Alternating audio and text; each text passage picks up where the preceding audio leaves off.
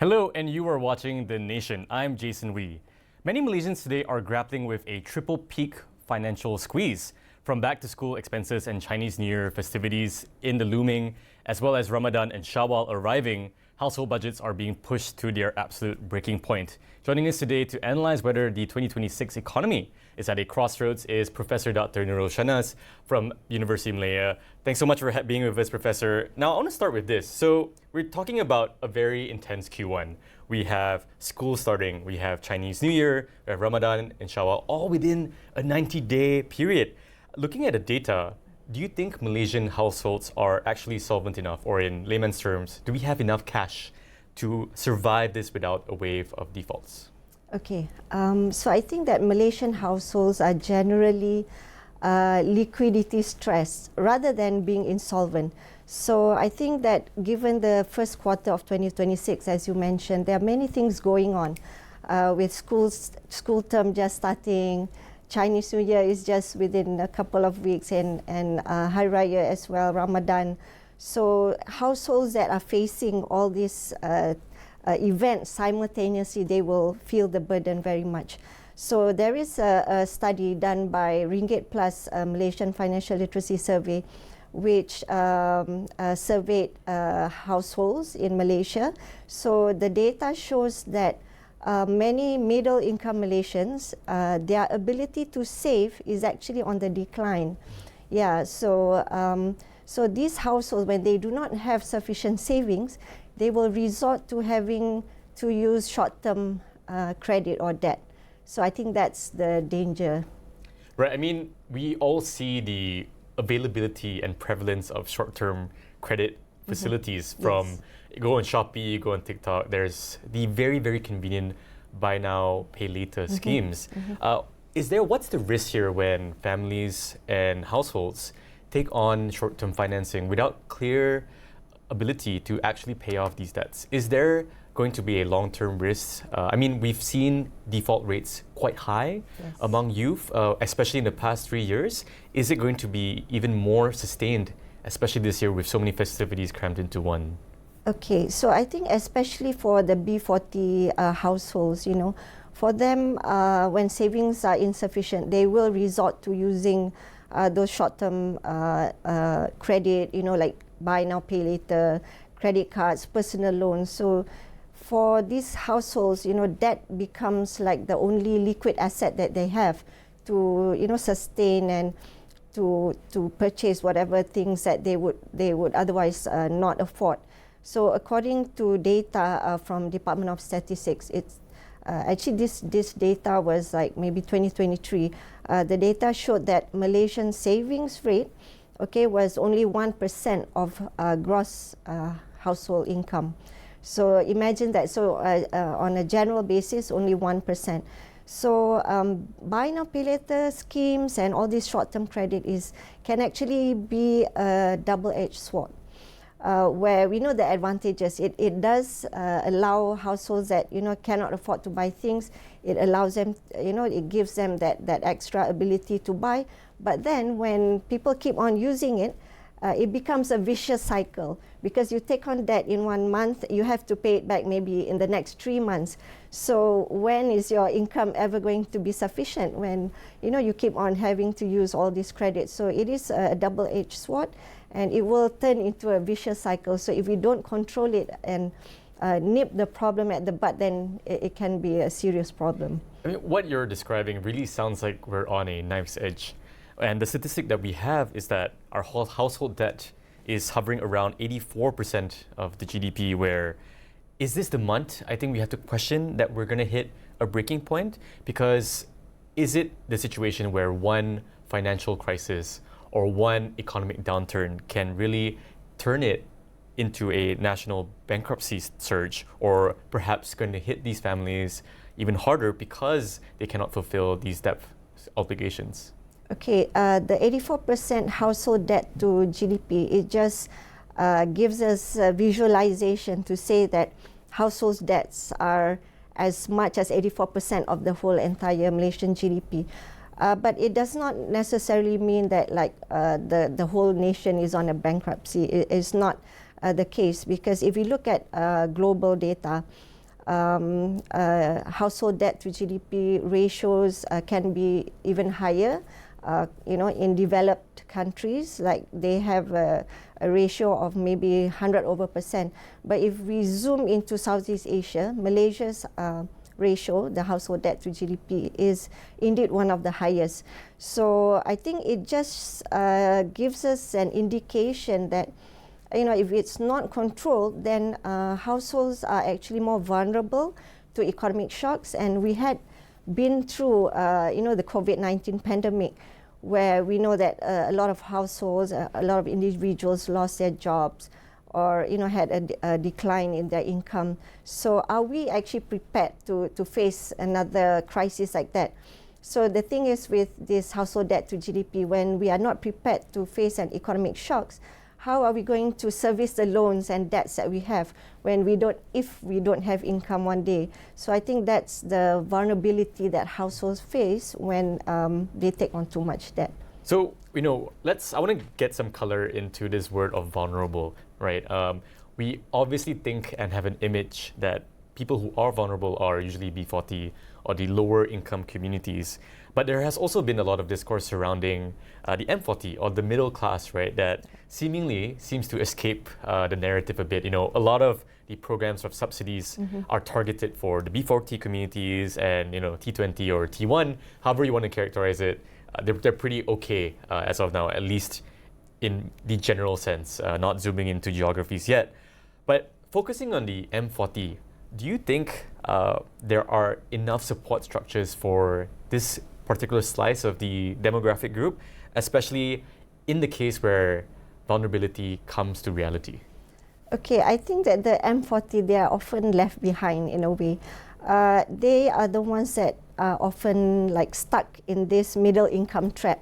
So their income doesn't increase so much. They're also facing the same issues as the B40s in terms of the increase in the cost of living. They are not eligible for government aids, though. They still have to pay income tax. They have a lot of heavy commitments, like their mortgages, car loans, educational loans, and all that. So I think that it's time that we also give some focus to this group of people, because they don't qualify for the assistance, and yet they still have to absorb the same shocks, especially in this first quarter, same like the B40 groups. So I think that I wouldn't say that they would be like the new poor group, but I would say that they are financially challenged. And with every challenge, I believe that there is a solution, like taking charge and managing finances well, increasing financial knowledge, that could help them. Yeah. And so much of this, what you just described as aspirational middle class, right? It's usually two-income household, or sometimes one-income household to some extent as well, that are really one job loss away from falling back into the B40 bracket, right? And at least from my understanding, at least from my observations as well, is that many of these families are in Klang Valley and in major cities, right? Yes. That's where the aspirational middle class is growing. What can we say about the differences between what's happening in the Klang Valley, where prices perhaps are going up, where inflation is perhaps a bit higher compared to smaller, more peripheral cities in Malaysia that perhaps are maybe more willing to take a margin of error when it comes to shocks? Is there a difference really in a cost of living vulnerability when it comes to the Klang Valley and minor cities? Which one is more vulnerable here in your opinion? Definitely, Jason. I think those that are in Klang Valley and the urban areas, of course, because cost of living is very high. Housing, they have to pay a lot of expenses for housing, transportation, and a lot of other, sometimes we don't realize that when we look at our budget, actually, we spend a lot on like communication expenses, paying for these bills, actually more of our wants, So compared to those in the rural area where the cost of living is not that high, of course, those that are in the urban areas, they are more vulnerable. Yeah, I mean, I was also recently in Malacca, and prices of goods were also considerably cheaper compared to Klang Valley. And that difference sometimes is a shocker, I think, especially for those who have been living in the city. So we've been speaking about really the state of our economy, especially in Q1. And we're going to go for a short break. And when we come back, I really want to focus in about the policies that are being implemented by the government, whether they're actually effective in helping target and supporting these vulnerable communities. We'll be right back. Don't go anywhere. We'll go for a break.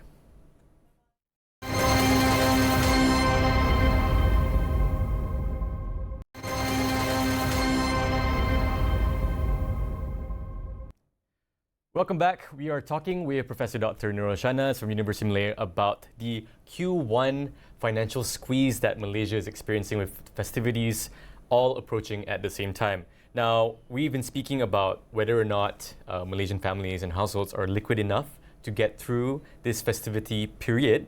And now we want to go into the policies and reforms on supporting vulnerable communities. Now, the most talked about policy, I think, has been the salary hikes for civil servants, right? That has hit accounts on January 22nd.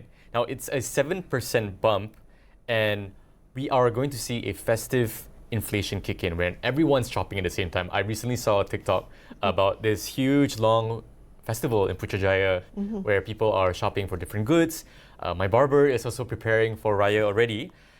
With these festivities coming soon, are these immediate injections of cash for civil servants and for different communities going to be enough to tide them through this festive period? Or is that money going to be gone before the festivities even kick in your opinion? I would say that the 7% salary hike for civil servants is very timely. It was much awaited for. So it is a good relief, But given that, it's the festivity season, school term and all this, overlapping festivals, so I believe that this 7% hike, most of the household would not be able to feel it yet, and the 7% extra income would be absorbed into purchasing all those additional goods, that they need. So that 7% hike doesn't necessarily increase the quality of life at this moment. So maybe perhaps in the second quarter, provided that this household don't take up additional loans and all that. So maybe in the second quarter, then they might be able to feel the extra income, and they need to think about how then to use this extra income wisely.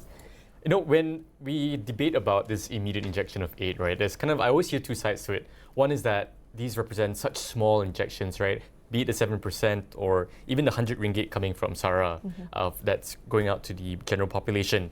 On the other hand, there are also many people who feel that it's a huge amount, right? And it's going to help them over, especially for tight squeezes and for families that may not be earning as much, especially such as B40 communities. Yeah. How do we make sense of the instrument making here when it comes to delivering direct aid?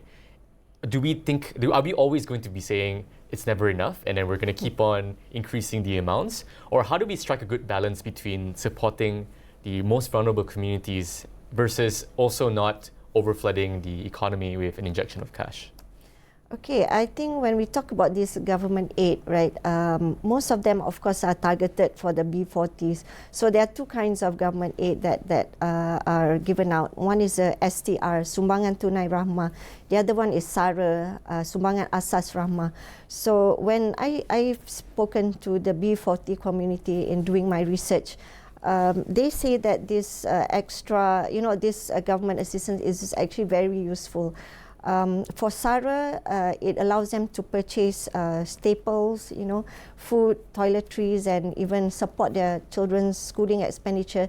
And then there's the STR, the Sumbangan Tunai Rahmah, which gives them extra cash, which they are free to use for whatever. But, most of them would prioritize necessities, like paying for the school fees of their children's transportation and so on. So for B40 households, I believe that they do, in fact, budget their money better compared to, the higher income ones, because they are so constrained with that amount of money, so they have to budget better. But in terms of the extra, the 100 ringgit that everyone gets, I think, of course, we do appreciate it from the government, but as a question would be, is that sustainable in the long run? So I think that, this is something that maybe the government needs to think of, because I don't think it's sustainable in the long run. Of course, it is very much appreciated right now, especially during these moments where, like as you said, we are going through the triple peak phenomenon. So it will be quite a relief, yeah. But whether it's sustainable or not, I think that's a different issue. Oh, Professor, I mean, I want to bring a zoom out, right, for a bit, where many have said that SARA, have praised SARA because not only is it an immediate short-term aid, but it's also really a stepping stone to a broader project of universal basic income. Now, we know that many different jurisdictions and economies, and especially developed economies, have experimented with universal basic income where everyone receives a certain amount per month, and that becomes really the lower threshold. Now, there are different approaches, right? We have the progressive wage policy that tries to bring wages up, but we also have UBI that tries to provide a baseline for everyone. Where do you think the policy lever will fall for Malaysia in the coming years, especially as we're experimenting really with both tools and approaches right now, right? Where, in your opinion, what is the most effective tool for Malaysia, if you could give a guess? For me, I think the targeted subsidies, that would be the most efficient, I would say, because it is directly targeting those in need. At the same time, for these B40 households, although they tend to, they also appreciate it very much, but hopefully they will not rely on it 100%. So they should also take other, measures on how to increase their own household income, to support whatever that they're getting from the government. Right, but I guess the other argument, and maybe if I could play a devil's advocate here, that perhaps the cost of targeting sometimes is even going to be harder than giving it to everyone. I mean, one example is the fuel subsidies that I think everyone in Malaysia felt recently, right? Now we all have to insert our ID card into the chip reader in order to access the subsidies. And some would say that for individuals that are outside the system, and they might have difficulty accessing targeted subsidies, that aid doesn't reach to them. How do we make sure, if we do have targeted systems, that it really gets to the last mile of people who really need it, especially for those who are living on the periphery of the government systems, especially for Orang Asli communities which may not have access to internet and the mobility that's required to know about these targeted subsidies? I think nobody is complaining about the petrol subsidy, for example. I think we are also, fortunate that, we all, are able to enjoy that subsidy actually. But as what you have mentioned, the more vulnerable groups, like the Orang Asli, the marginalized communities, obviously they are harder to reach. But I do believe that the government is putting in place a lot of efforts, how to reach to these communities. I know that even like being from university, I know that the Ministry of Higher Education, in conjunction with the Ministry of Economy, they are providing certain grants to academicians, for example, so that we can then directly help those marginalized communities that are actually hard to reach. That's great, Professor. I mean, we can talk about policies as well, but sometimes the micro is so influential as well, right? That we are supporting behavioral change among people. Now, I want to pivot us to the kind of our last segment, which is thinking about this upcoming festivity period. Now, be it Chinese New Year, be it Thaipusam that we're doing now, or be it in Raya, there's so much cultural pressure to put on something big, to spend big, to put on a nice meal, to buy new baju every year.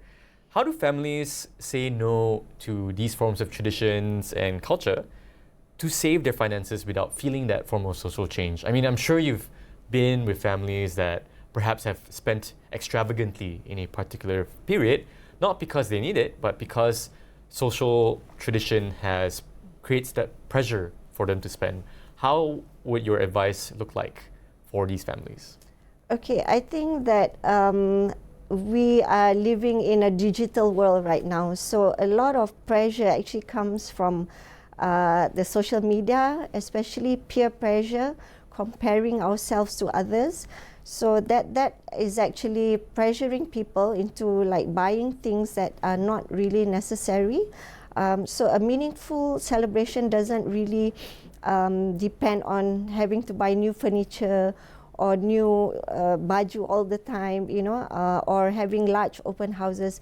I think the real culture here among Malaysians is about, you know, not showing off what we have on the surface. Is more of the tradition of gathering and bonding with our loved ones and our community, strengthening family bonds. Those are the actual things that money cannot buy actually. So I think people should prioritize that more than, you know, just on the surface buying things to show off in a way. Okay, Professor, and I think the last question I have for you is kind of a moment that we can craft here. Is a masterclass for people who are watching. If you are sitting down with a family that's struggling to breathe financially today and want to do better this week, what are the 3 non-negotiables that they must do right now to stay afloat for the rest of 2026? Okay, I would tell them, like, first of all, they need to have a monthly financial plan, plan their budget, you know, the cash flows, the in and out of it, and prioritize needs rather than wants, and try to avoid as much as possible new debt, because we don't want to get into that vicious cycle that I mentioned earlier of taking on debts and keeping to service all these debts. So we want to possibly buffer up our savings so that we are more prepared, maybe not this round, but in the future. And for, I guess, the young people watching this as well, right, who are perhaps are just graduating or their new families, how are they going to navigate this new environment, especially if it's their first time celebrating Raya by themselves, first time celebrating Chinese New Year by themselves, and they are tempted by these different credit services and debt services? What is the message to them when they need to take this last resort? Okay, I would usually tell people to save first before they spend. So if they are just, you know, like in the workforce, they're just enjoying their first income, for example. So take a saving plan that, you know, is an auto deduction from your account, and make that compulsory, at least maybe 10 to 15% of income. And then you think about how to spend the rest of the money. Right. I mean, there's so many tools out there to help us manage our money as well, right? I'm on multiple kinds of apps that helps me ensure that alerts are being set up and making sure that I'm tracking and monitoring my finances well and saving appropriately as well. That's all the time we have today, Professor. Thank you so much for your insights. I mean, I think it's so necessary for every household, but also every individual to really think responsibly about their own finances and making sure we don't take on too much debt. That's all the time we have today. Navigating this 2026 storm is just going to take more than just resilience. It's going to require a serious shift in how we look at debt and our own traditions.